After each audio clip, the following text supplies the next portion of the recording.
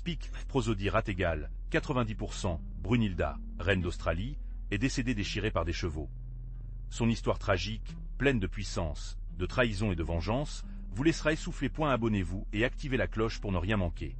Je vous présente Brunhilda, une silhouette enveloppée de mystère et de légende. Reine d'Australie, sa vie était marquée par le pouvoir, l'intrigue et la cruauté. Imaginez une femme d'une grande beauté et d'une ruse, capable de manipuler les rois et les nobles pour réaliser ses ambitions. Son histoire, transmise par des chroniques et des poèmes épiques, nous a atteints, déformée par le temps et différentes interprétations, ce qui en fait une figure controversée.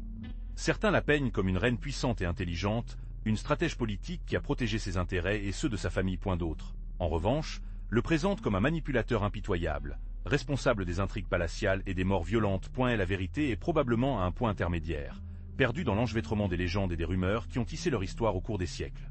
Son mariage avec Sigiberto I, roi d'Australie, l'a catapulté au centre du pouvoir mérovingien. À partir de ce moment, son influence s'est étendue dans tout le royaume, devenant une pièce clé dans les luttes dynastiques complexes de l'époque. Mais sa vie n'était pas simple. Et elle a fait face à des trahisons, des complots et des difficultés pour le pouvoir qui marqueraient son destin tragiquement. Son héritage, malgré l'obscurité qui l'entoure, continue de fasciner les historiens et les amoureux d'eux. L'histoire capture l'essence de Brunhilda, implique de retourner à ses origines wisigoths. Imaginez une fille aux yeux intenses et aux cheveux noirs, poussant dans un royaume vibrant et puissant. Sa noblesse était incontestable, héritière d'une longue lignée réelle. Et elle apprend comment son monde, plein d'intrigues palatiales et d'alliances stratégiques, l'a préparée pour l'avenir qui l'attendait, un avenir loin de sa patrie. Le tribunal hôpital, avec ses rituels et son réseau de puissance complexe, a été sa première école. Elle a appris à bouger avec grâce parmi les dames de la cour, à déchiffrer les yeux et à comprendre le langage subtil du pouvoir. Regardez comment, avec chaque leçon, l'ambition et la ruse qui caractériseraient qu'il a été forgé. Son arrivée au tribunal libre a marqué un changement radical. De l'opulence à la splendeur, mais aussi à l'incertitude d'une nouvelle culture. Pensez à elle, une jeune princesse étrangère qui navigue dans les complexités politiques d'un royaume étranger. Sa beauté et son intelligence ne sont pas passées inaperçues, devenant un article clé sur le French King's Gameboard. Cette fille visigothique, avec son regard pénétrant, deviendrait Brunhilda. Sa noblesse l'a catapulté. Un mariage stratégique avec Sigiberto I, roi d'Australie. Imaginez la pompe de la cérémonie, l'union de deux royaumes puissants, un pacte scellé de baisers et de promesses, mais aussi d'ambition politique. Pour vous, cela signifiait le début d'une ascension fulgurante, l'accès à l'immense puissance. Votre mariage n'était pas seulement une union romantique, mais un élément clé du conseil politique de l'époque. Sigiberto I, avec sa femme nouvellement acquise, a consolidé son pouvoir, créant des alliances stratégiques qui ont élargi son influence. Pensez aux négociations secrètes, aux traités signés, aux intrigues palatiales, à tous les tissus autour de votre silhouette, une reine jeune mais ruse. De la main de Sigiberto, vous avez commencé à tisser votre propre réseau d'alimentation. Les alliances que vous avez forgées ont non seulement profité à votre mari, mais ont jeté les fondements de votre propre avenir. Visualisez les réunions secrètes, les cartes cryptées, la stratégie derrière chaque mouvement. Votre intelligence et votre ambition n'étaient plus secrètes. Le règne nouvellement démarré a promis d'être un champ de bataille politique, où vous étiez un acteur clé. Mais la cérémonie n'était que le début. En tant que spectateur, vous présente la transformation de cette jeune femme en une reine ruse. Brunhilda ne se contentait pas du luxe palatial. Son ambition était immense. Vous observerez comment un réseau d'alliances politiques tisse rapidement, en utilisant son charme et son intelligence pour assurer l'avenir de son royaume et de sa dynastie. Elle devient un article clé sur le conseil politique, déplaçant ses jetons avec précision et détermination. 1. Prosodie /speak. Speak, prosodie rate égale, 90%. Sa stratégie diplomatique ne se limitait pas aux tribunaux royaux. Vous verrez comment cela devient un expert négocié, forger des pactes et résoudre des conflits avec la ruse. Son influence s'étend au-delà des frontières de l'Austrasie, tissant un réseau complexe de loyauté et d'obligations qui renforce leur position et celle de son mari. Notez comment la diplomatie utilise comme une arme puissante, capable de s'incliner en sa faveur l'équilibre des pouvoirs. Mais son ambition n'était pas seulement politique. Vous voyez comment Brunhilda consolide son pouvoir par le contrôle du fer sur l'administration du royaume. Notez comment il gère les ressources, nomme des fonctionnaires fidèles et assure la stabilité économique de l'Austrasie. Sa capacité à gérer efficacement le royaume démontre que son influence ne se limite pas à la diplomatie et à la négociation, mais s'étend à tous les domaines du gouvernement. Son ambition, cependant, a semé les graines de sa propre destruction. Tout en consolidant son pouvoir, de puissants ennemis se sont déplacés dans l'obscurité. Je vais vous montrer comment la cour, apparemment brillante et puissante, a caché un réseau de trahison et de complots qui menaçait de détruire le royaume d'Australie. N'oubliez pas que la stabilité était fragile et qu'un seul faux mouvement pouvait déclencher une cascade de violence. La mort de Sigiberto, je suis venu de façon inattendue, un coup qui a secoué les fondements du royaume. Imaginez la panique qui a saisi la cour, l'incertitude qui a paralysé ses sujets. C'était un meurtre impitoyable, exécuté avec précision et furtivité, Un acte qui a marqué le début d'une époque d'instabilité et de guerre. Bien que les détails exacts restent impliqués dans le mystère, les soupçons ont souligné un complot palatial. Qui étaient les instigateurs? Qui les complices? La réponse est complexe, un labyrinthe d'alliances brisées et de rancunes cachées, où l'ambition personnelle était liée à la soif de pouvoir. En tant que témoin de ces faits, vous verrez comment les trahisons deviennent la nouvelle monnaie du royaume. Avec Sigiberto I mort, Brunilda, sa veuve, a assumé la régence de son plus jeune fils, Clothario II. Mais sa position était précaire. Et la noblesse franche, toujours avide de pouvoir, a vu dans la reine régente une menace pour leurs intérêts. De nombreux messieurs se sont opposés à leur autorité, au ressentiment envers leur influence et pour le fort contrôle qu'il a exercé sur le jeune roi. Les litiges de puissance s'intensifiaient. Les nobles ont conspiré dans l'ombre, complotant des alliances et cherché un moyen d'affaiblir Brunilda et de contrôler le contrôle de Clothari II. Vous verrez comment la reine, rusée et déterminée, savait comment tisser des alliances stratégiques pour contrer les menaces qui se sont cachées sur elle et son jeune héritier. Chaque mouvement était un pari risqué dans un jeu de puissance mortelle. La lutte pour la tutelle de Clothario II a été impitoyable. Brunilda, avec son intelligence politique et sa forte volonté, a fait face à l'opposition de puissants ducs et à des comtes qui aspiraient à contrôler le jeune roi et à distribuer le pouvoir entre. Vous verrez les intrigues palatiales, les trahisons et les alliances qui ont défini cette période convulsive de l'histoire franche. Cette menace s'est matérialisée sur la figure de Freduginda, l'ambitieuse reine de Neustria. Alors que vous avez eu du mal à maintenir le contrôle en Austrasie, Freudinda vous a vu un obstacle à leurs propres ambitions dynastiques. Son influence dans la cour neustrien était immense, et ses intrigues mortelles. Et la rivalité entre vous n'était pas seulement un différend sur les territoires, mais une lutte pour le pouvoir absolu dans le royaume de Franco. La guerre entre l'Australie et la Neustria est devenue une constante. Chaque victoire de l'une a été suivie par le match revanche de l'autre. Les alliances ont été tissées et ont éclaté avec la même facilité avec laquelle les guerres se sont déchaînées. Vous manez attentivement, essayant de maintenir la stabilité dans votre royaume, tandis que Frédug, avec sa ruse et sa cruauté, conspirait constamment contre vous. L'ombre de la trahison était toujours dans les deux tribunaux. La lutte pour le contrôle de l'Austrasie et de la Neustria n'était pas seulement un problème politique, mais une lutte personnelle, une bataille entre deux femmes puissantes, déterminées à écraser l'autre. Chacun a utilisé toutes les armes à sa disposition. Diplomatie, guerre, meurtre, manipulation. Le sang des nobles fonctionnait comme des rivières, nourrissant la soif insatiable pour le pouvoir des deux reines. Et la menace que Freudegunda représentait était constante, une épine clouée au cœur du royaume de votre fils. Et prosodie, speak. Speak, prosodie Rategal, 90%, votre royaume, Austrasia, a été enveloppé dans un maelstrom de wars. Frédug, avec son ambition implacable, vous a attaqué partout, utilisant des alliances stratégiques avec des nobles malheureux et profitant des faiblesses internes de votre propre royaume. Chaque bataille perdue vous a approché pour ruiner, chaque trahison vous a laissé plus vulnérable. Les nobles, désireux de pouvoir et de richesse, ont changé le côté avec la même facilité avec laquelle ils ont changé de vêtements. Un jour, ils vous ont juré de loyauté, le prochain a conspiré contre vous, conduit par les promesses de Freudug ou pour leurs propres intérêts. Votre lutte pour maintenir la couronne est devenue une lutte contre la nature humaine. Les conséquences de ces guerres internes ont été dévastatrices. Le peuple a subi les conséquences des batailles constantes. L'économie s'est effondrée et le royaume s'est affaibli. Et la prospérité que vous avez jamais appréciée est devenue un souvenir lointain, éclipsé par l'ombre de la guerre et de la trahison. Votre règne, autrefois un symbole de pouvoir, est décalé au bord de l'effondrement. Le tribunal était un foyer de secrets. Chaque sourire, chaque murmure, a caché une trahison potentielle. Vous, entouré de conseillers ambitieux et nobles intrigants, vous avez dû vous soucier soigneusement par cette mer de mensonges. L'amour est devenu une épée à double édition, utilisée pour former des alliances ou pour détruire vos ennemis. Une romance inattendue pourrait changer le cours de la guerre, tandis qu'un chagrin pourrait signifier votre ruine. Vous avez fait face à la menace constante d'empoisonnement, aux meurtres d'infiltration et aux complots palatiaux. Chaque repas, chaque conversation, est devenu un acte de risque calculé. Et la confiance était un luxe que vous ne pouviez pas vous permettre. Car la loyauté était aussi volatile que la fumée. Vos ennemis ont joué un jeu d'échecs mortel, déplaçant leurs pions, nobles et conseillers, pour atteindre leur objectif, votre chute. Même vos alliés les plus proches pourraient devenir des traîtres en un instant. Séduits par les promesses de Freudug ou la promesse de pouvoir. Les alliances se sont brisées et se sont formées avec la même facilité avec lesquelles les verres à vin étaient cassés dans les banquets. L'amour, la haine, l'ambition, tout était lié dans un réseau complexe d'intrigues, où la frontière entre la survie et la mort était aussi belle qu'un rasoir. D'après les intrigues palatiales, votre regard se concentre désormais sur l'éducation de vos enfants. Brunilda, ruse et prudente, a compris que son pouvoir résidait à la formation de futurs rois. Ce n'était pas seulement des lettres et des chiffres, mais pour les personnages forges capables de dominer la cour et d'assurer la dynastie. Chaque leçon était une pièce dans un jeu de puissance complexe, où la loyauté, la ruse et le domaine politique étaient aussi importantes que la grammaire et la rhétorique. Vous avez regardé. Brunilda a appris à vos enfants à lire entre les lignes, à déchiffrer les intentions cachées après chaque mot et un geste courtois. Ils leur ont inculqué l'importance des alliances stratégiques, l'art de la négociation et la nécessité de maintenir le contrôle du fer sur le royaume. L'éducation n'était pas simplement académique, c'était une préparation à la guerre politique qui les attendait. Au-delà de l'instruction formelle, Brunhilda leur a appris l'importance de l'image, l'élégance dans la robe et le domaine des arts de la cour. J.E. savait que la perception du public était cruciale pour maintenir le pouvoir. Chaque geste, chaque mot, chaque détail de son apparence devait transmettre la force, l'autorité et la légitimité. C'était une leçon dans la manipulation subtile du pouvoir, une capacité aussi vitale que toute autre. Mais l'ombre d'un ennemi a grandi à l'horizon. Clothario II, roi de Neustria, a observé avec ambition le pouvoir de Brunhilda et de ses enfants. Ses victoires militaires avaient donné un prestige considérable, et son désir d'élargir son royaume était insatiable. Il a vu dans le pouvoir de Brunhilda un obstacle, une barrière à sa propre grandeur.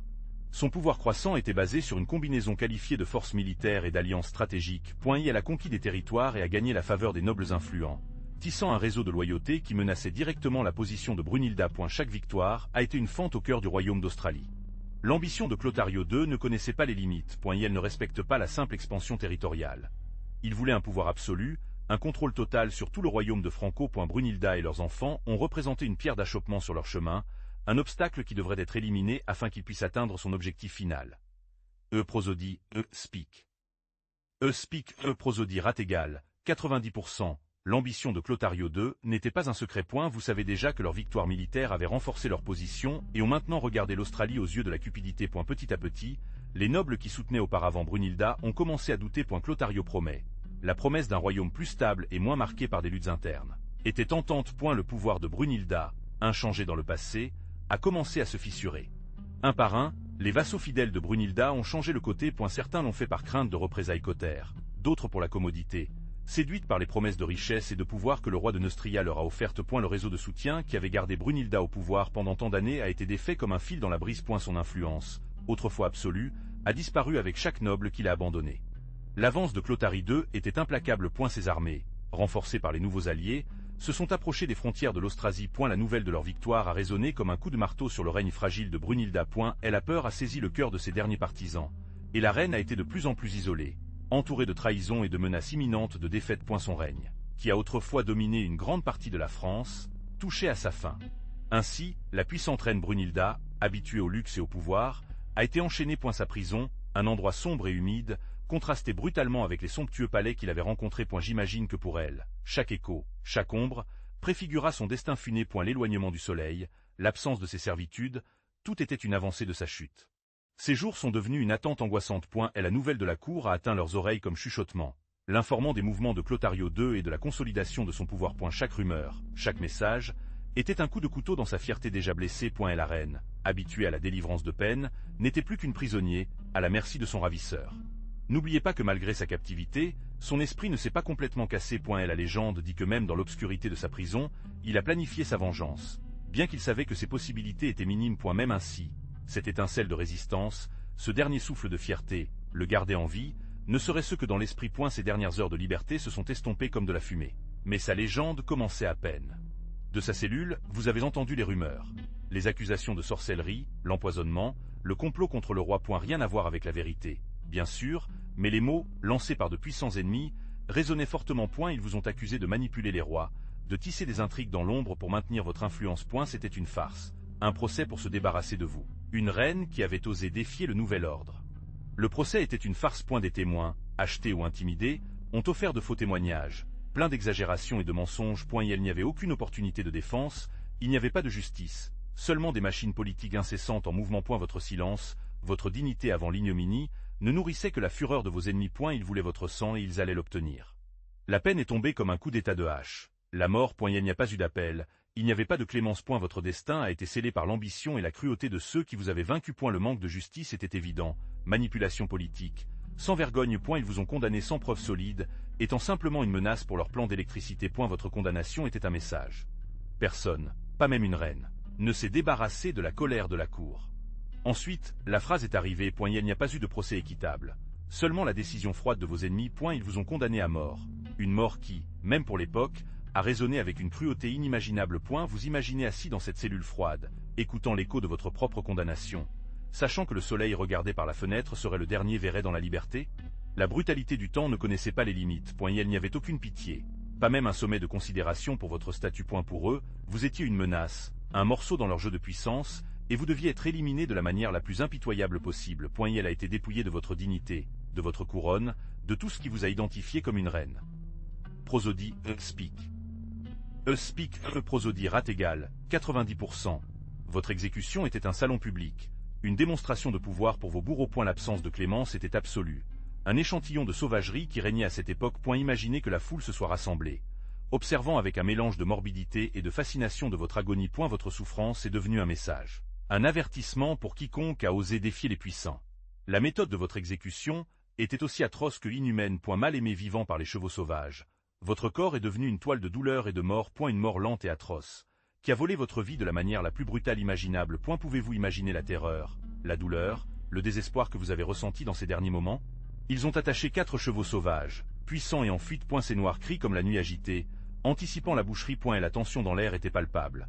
Un silence sépulcral brisé uniquement par le halètement des animaux et le rythme effréné de votre propre cœur. Vous avez ressenti la rugosité froide de la corde contre votre peau, une pression qui s'intensifiait à chaque seconde qui passait. Et la peur, brute et viscérale, vous a saisi. Un coup sec, un signal. Les chevaux, incités par les bourreaux, se sont jetés avec une énorme force. Vous avez ressenti une traction brutale. Un sentiment de déchirant qui vous a fait une tournée de la tête aux pieds. Et la douleur, insupportable, vous a enveloppé dans une vague d'agonie. Votre corps, impuissant, étiré et tordu, un spectacle effrayant de violence et de désespoir. Ce fut une mort lente. Chaque fibre de votre être criait pour la fin.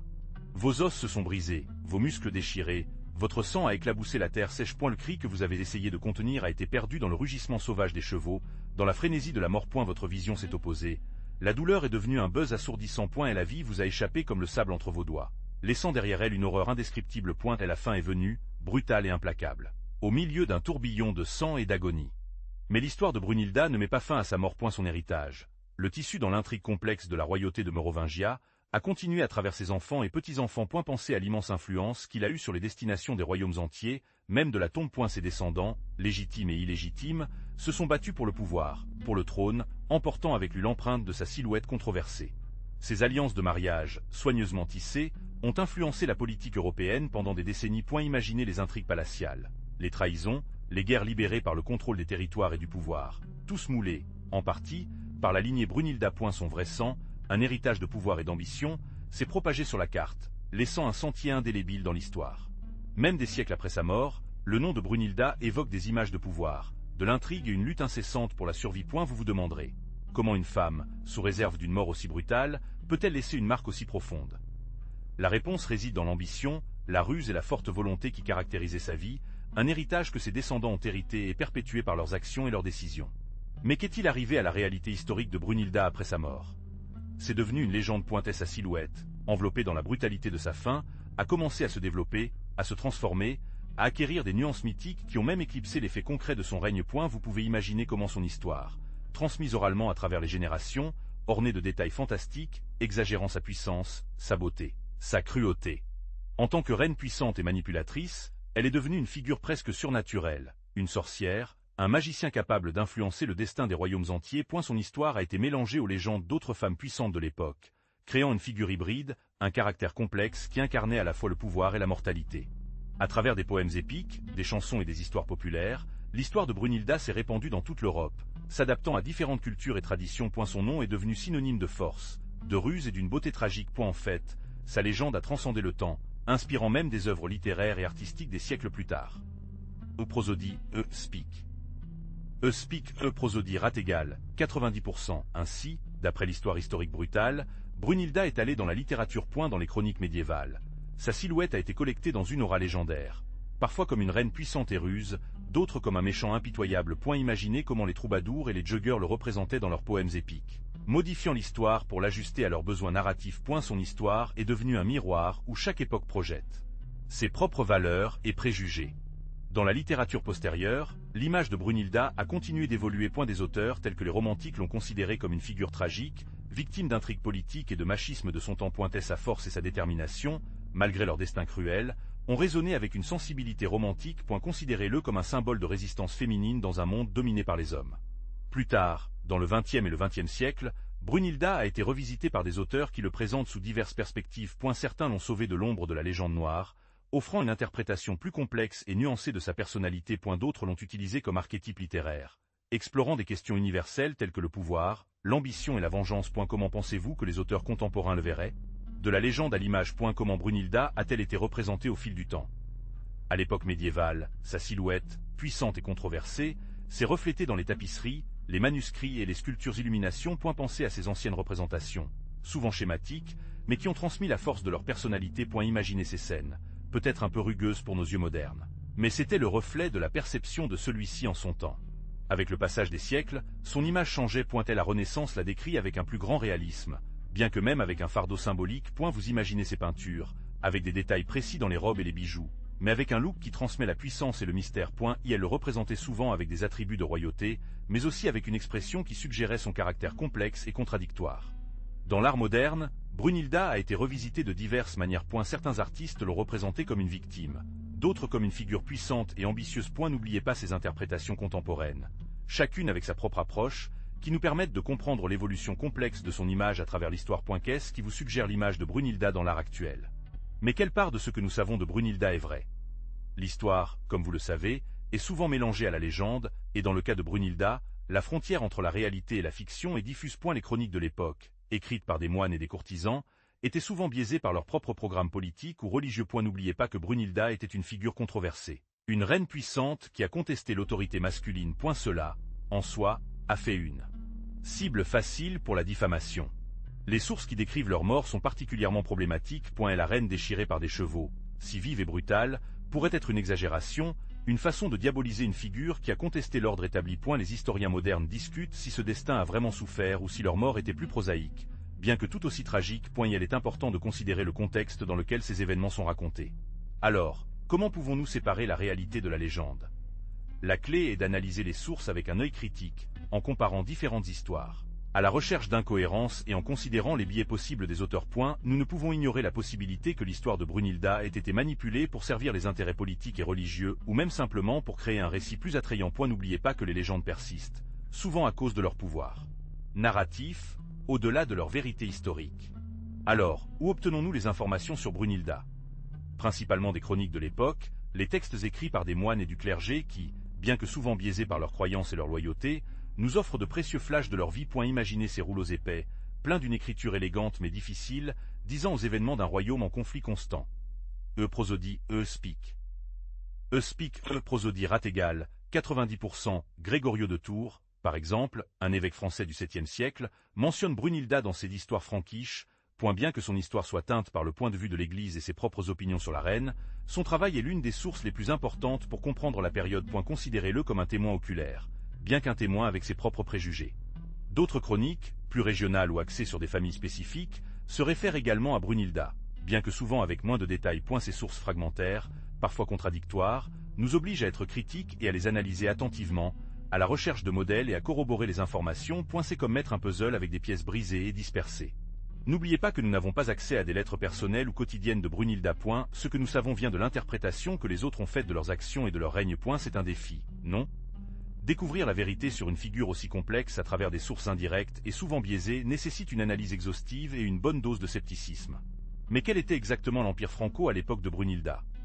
Imaginez un vaste territoire, une mosaïque de royaumes et de ducats, loin de l'unité politique que nous connaissons aujourd'hui. Après la chute de l'Empire romain de l'Occident, les Francs, sous le roi mérovingien, ont peu permis de se faire un pouvoir, face à des guerres internes constantes et à la menace des autres peuples. Le pouvoir des rois mérovingiens, au début absolu, se fragmentait avec le temps. Pensez à l'héritage des territoires, divisés entre les héritiers, créant des conflits constants pour le contrôle des terres et du pouvoir. Ce système, malgré son instabilité, a entraîné un réseau complexe d'alliances et de rivalités entre les différentes familles nobles.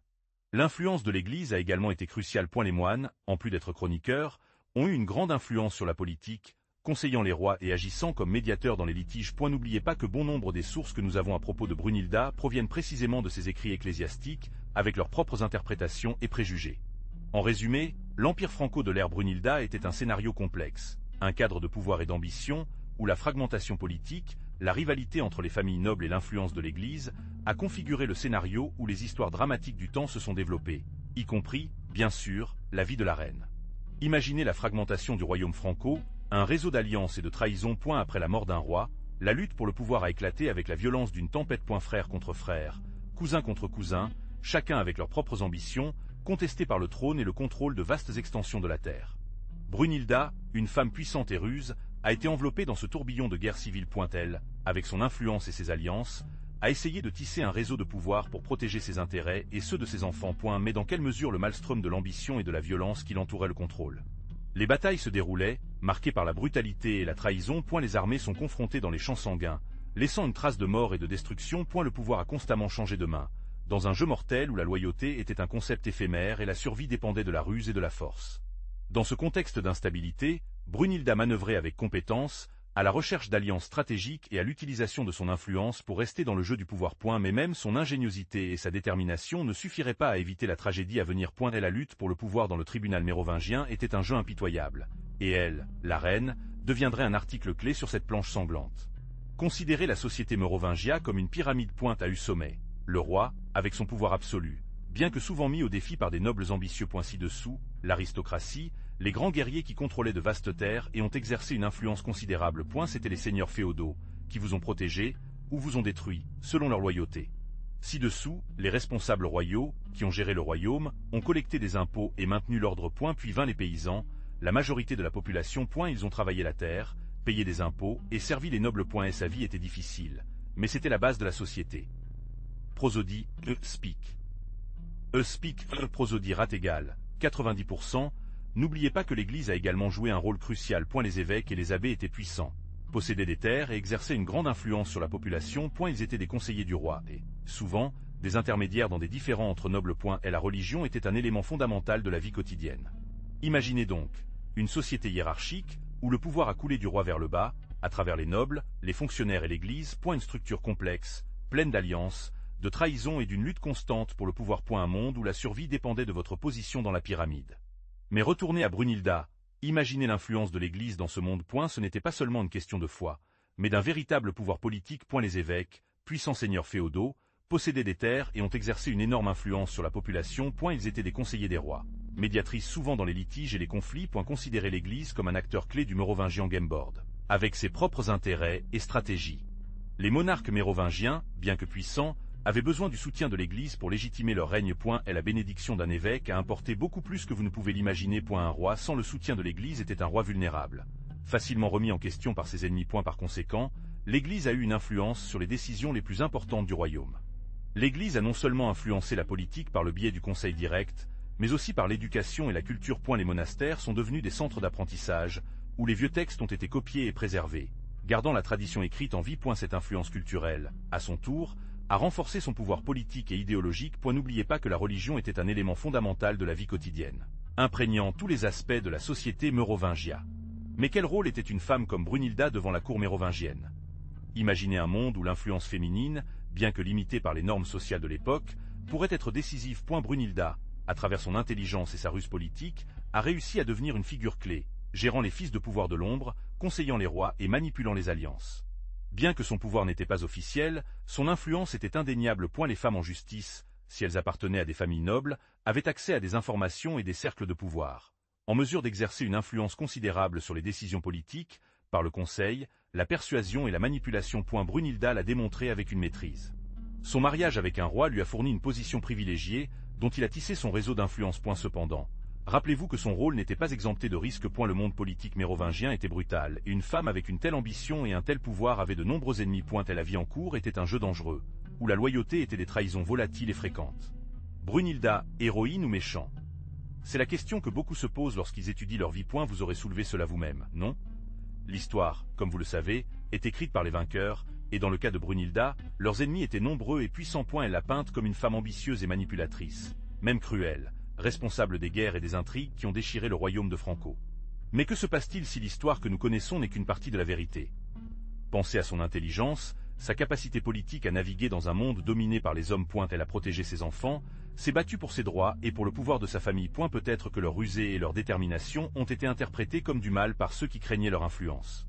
Sa silhouette est complexe, pleine de nuances. C'était une femme puissante dans une époque brutale, où la survie exigeait une ruse et un courage. Les sources historiques, principalement écrites par leurs ennemis, offrent une vision biaisée. Pour comprendre Brunilda, vous devez aller au-delà des jugements moraux simplistes et analyser le contexte dans lequel il a vécu, ses motivations et ses actions au sein de cette réalité.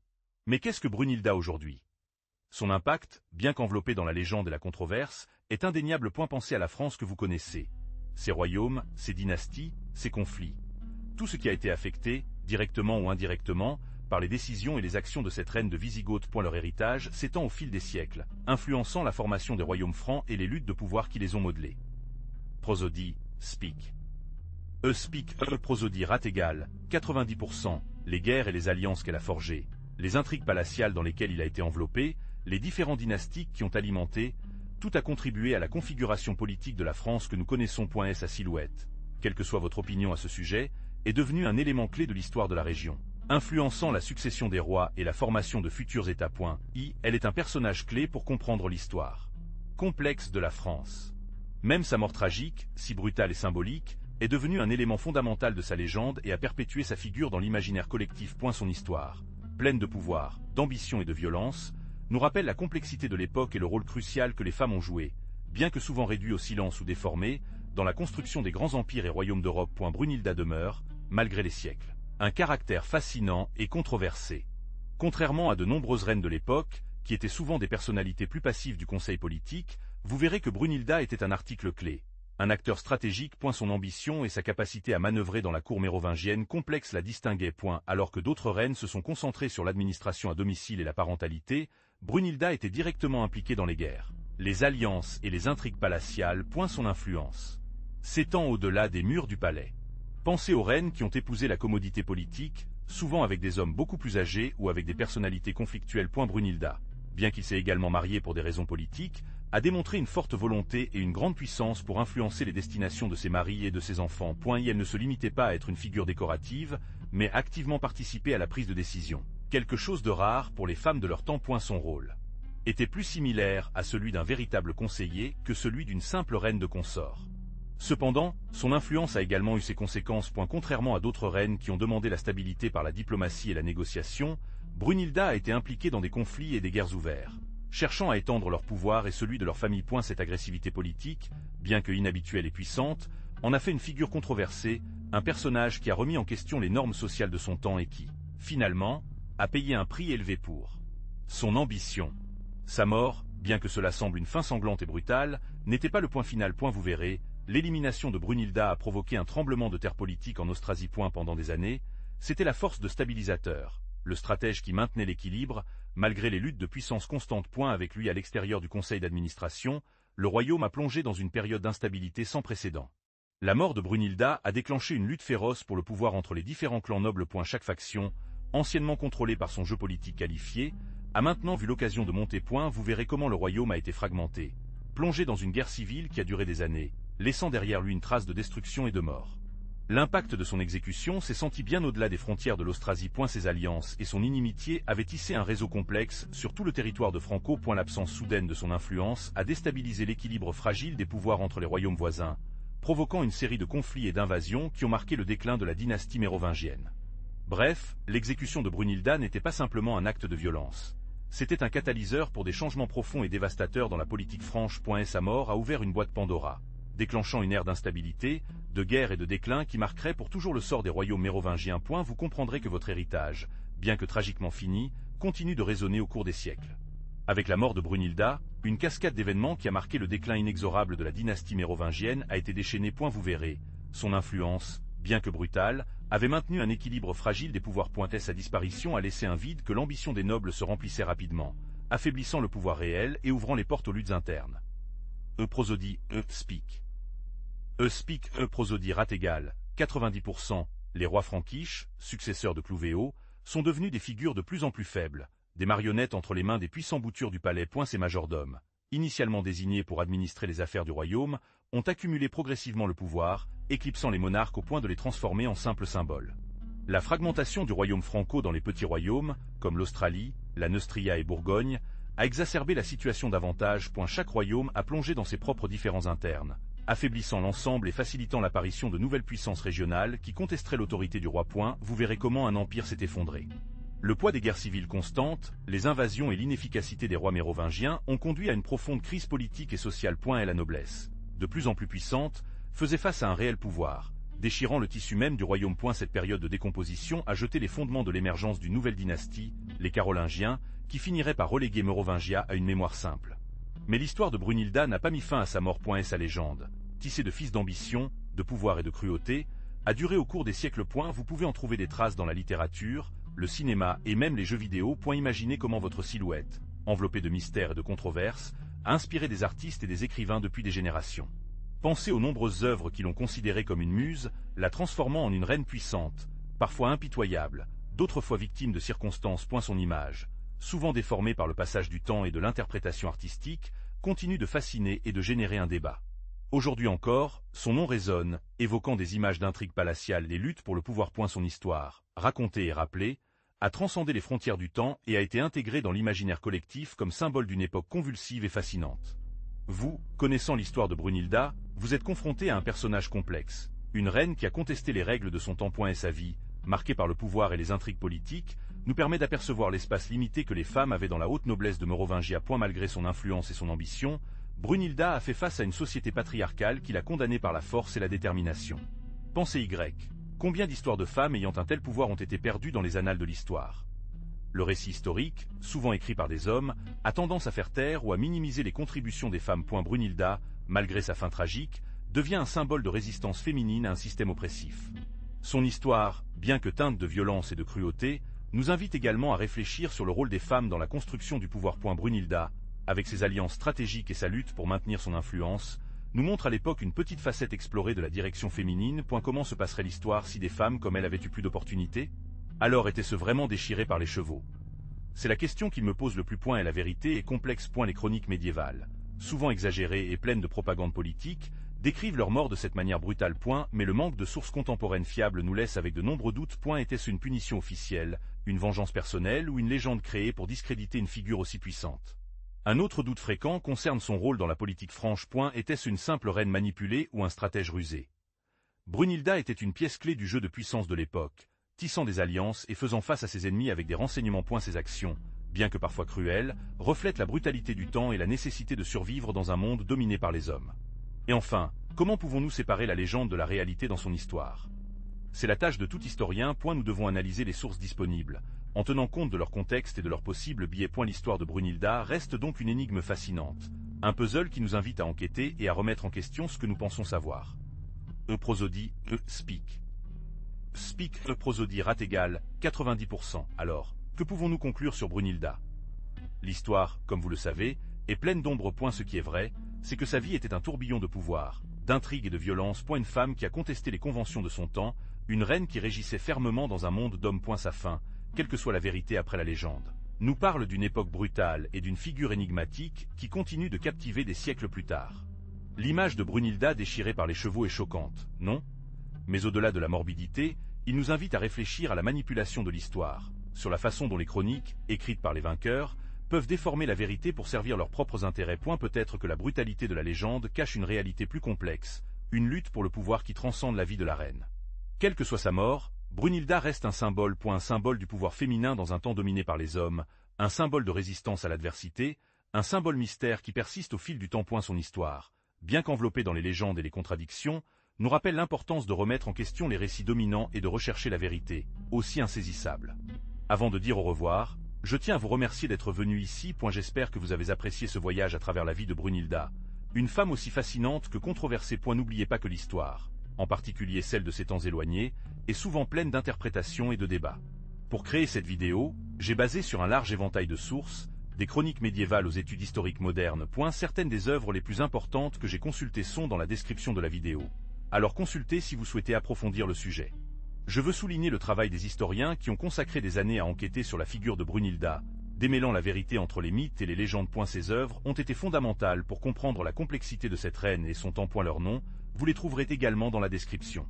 Enfin, merci à vous pour votre temps et votre intérêt. J'espère que cette vidéo vous a aidé à mieux comprendre la vie et la mort de Brunhilda, une figure qui continue de fasciner les historiens et le grand public après tant de siècles. N'oubliez pas de vous abonner à plus de vidéos comme celle-ci. Mais l'histoire de Brunhilda ne s'arrête pas ici. Pour approfondir davantage votre héritage, je vous recommande d'explorer des ressources supplémentaires. Dans la description de la vidéo, vous trouverez des liens vers des articles académiques et des pages web avec des informations détaillées sur l'ère mérovingia et la vie de cette reine complexe. Là, vous pouvez trouver des cartes de l'époque, des images d'artefacts et des reconstructions des vêtements de la noblesse franche. De plus, j'ai inclus des images haute résolution de manuscrits illuminés de l'époque, ce qui vous permettra d'apprécier l'art et la culture de l'ère mérovingia. Regardez les détails des illustrations, de l'écriture et des couleurs utilisées. Pensez à la façon dont ces images peuvent donner une idée de la vie quotidienne dans la cour de Brunhilda. Et n'oubliez pas d'explorer les reconstructions 3D des objets et des vêtements du temps que j'ai ajoutés à la description. Ce sont des modèles numériques très précis qui vous permettront de visualiser ce qu'était la vie de la cour d'Australie. Regardez les détails des bijoux, des armes et des tissus. Imaginez Brunhilda portant ses robes et ses bijoux. J'espère que ce matériel supplémentaire vous aidera à mieux comprendre la vie de Brunhilda et le contexte historique dans lequel il vivait. N'oubliez pas que l'histoire est toujours plus riche lorsque ses différentes facettes sont explorées. Merci pour votre intérêt et jusqu'à la prochaine fois. J'espère que vous avez apprécié l'histoire de Brunhilda. C'était une vie intense, non? Si vous l'avez aimé, donnez comme et abonnez-vous à des histoires plus fascinantes. Qu'en penses-tu? Laissez-le dans les commentaires. Prosodie et Speak.